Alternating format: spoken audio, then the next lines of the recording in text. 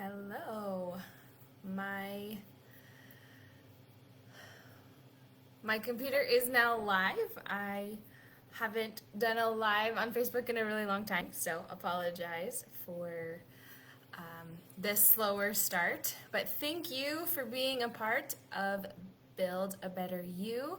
This is going to be the private Facebook group that will hopefully add in some benefit to the end of this year.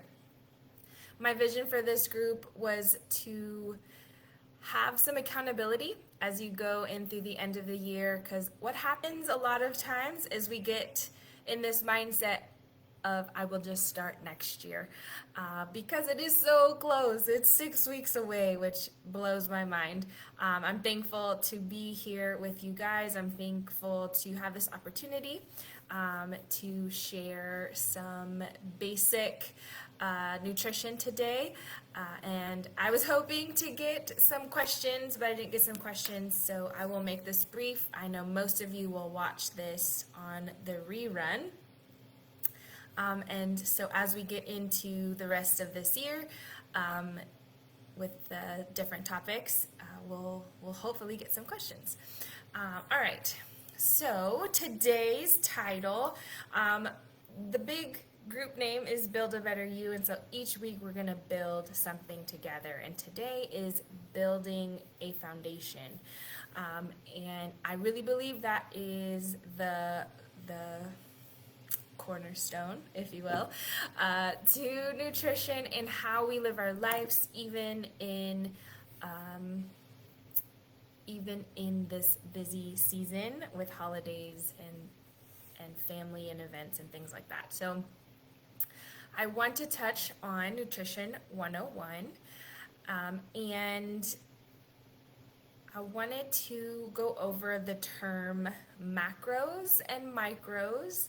Macros has been very much popular in the media today, and how, different people go about setting nutrition goals for themselves. And so I wanted to touch on what that is. So macronutrients are energy-giving nutrients that is essential for our body. Essential meaning you have to have these, and those there's three main macros, and then there's like a fourth one that we've added in there for health, and that's going to be carbs, fats, protein, and that fourth one is fiber. So although fiber doesn't give a lot of energy, it does have some, and it is mostly for long-term health and gut health and that thing, those like things. And so one thing I'm passionate about, and in my practice, if we work together, we will figure out what macros work for you, because there is some fad diets out there that eliminate some macros, specifically carbohydrates, and I am not of that camp, because I know the science of nutrition, and your body absolutely needs carbohydrates. If you are someone that struggles with carbohydrate intake, and for you it's easier to just eliminate them altogether, you're the kind of person I'd love to talk to try to see why it is that you don't have that self-control around different types of carbohydrates, and teaching how to get carbohydrates from more whole foods is another big part of my practice if we were to work together. So those are the four macros. Three more well-known ones: carb, fat, and protein. When we are looking at breakdowns of different macros, it is definitely different for every person, which is another reason why it's important to work with a dietitian, to have it tailored to you and your body. There are some general numbers. The actual recommendation for carbohydrates is 45 to 65% of your daily intake. Again, that varies from person to person, and there are some people that I let go lower than 45%. It's very few, but it is possible when it's well controlled. So then if we're looking at 45 to 65, fat is anywhere from like 15 to 25, sometimes 30. Don't love 30 just for chronic disease situations. And then proteins can be anywhere from 10 to 25 as well. Protein is a hot topic. Protein has been touted as the answer to all weight loss issues.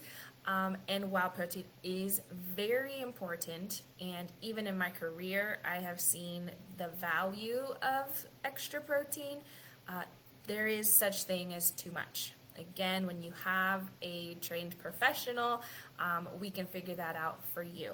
So knowing how much protein you need to take in is important, and I will give you a little clue that you can go home and calculate yourself.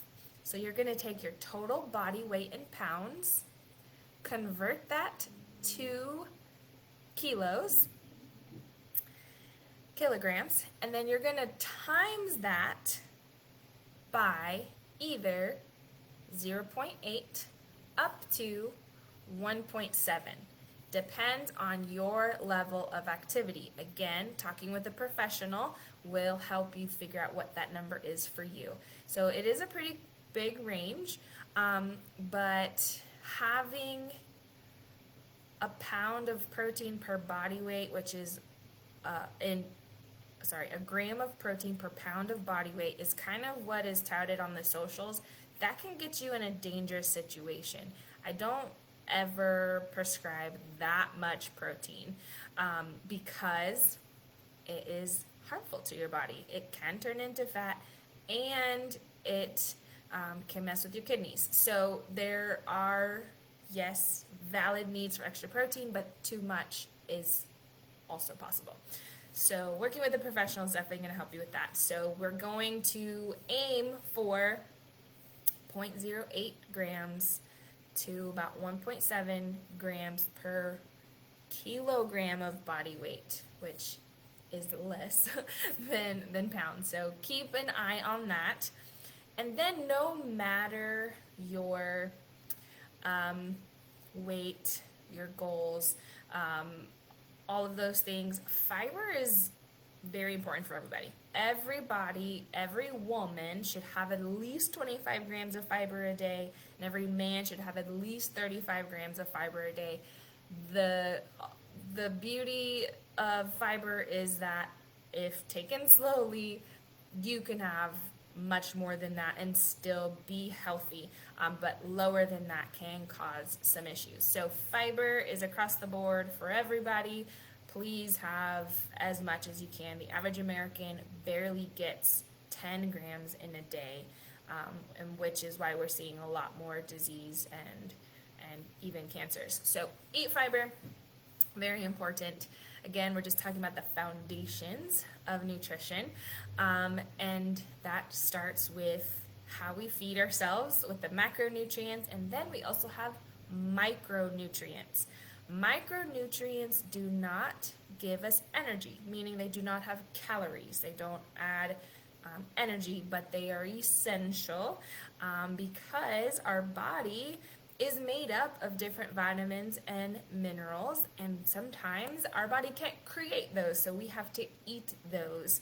Another part of working with a professional is making sure not only are we hitting our macros, the big numbers, what we just talked about, but also your micros, making sure you're getting enough vitamins and minerals, specifically for, immune health, for gut health, for avoiding different chronic diseases like high blood pressure, diabetes, and cholesterol issues. All of those things take into account. So one thing that other health professionals forget about is the micronutrients. So I'm very passionate about not just focusing on macros and also including micros into a well-balanced diet. So that is kind of the foundation. I want to tell you what the macros were, what the micros are, of course, fiber. But the other one that's a foundational aspect of health is water.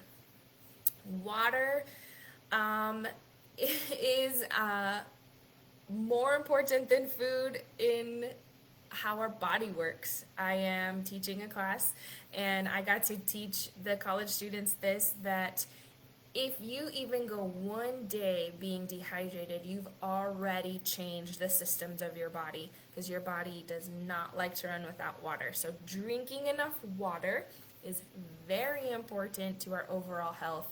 And you could be eating and exercising perfectly, but if you're not drinking enough water, your body is not functioning as it should.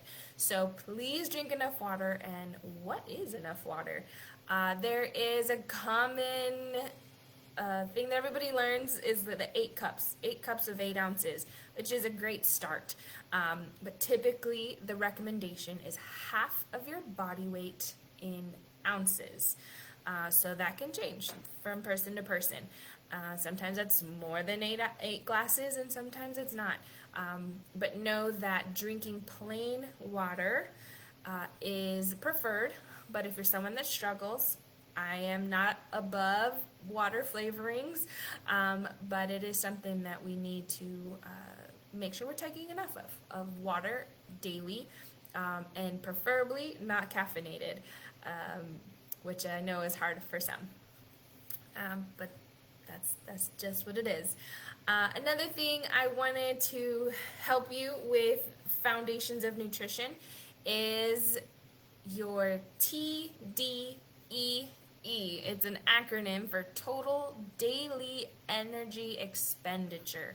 So if you are somebody looking to lose weight, or somebody looking to gain weight, or even somebody trying to maintain weight, knowing these numbers is very important.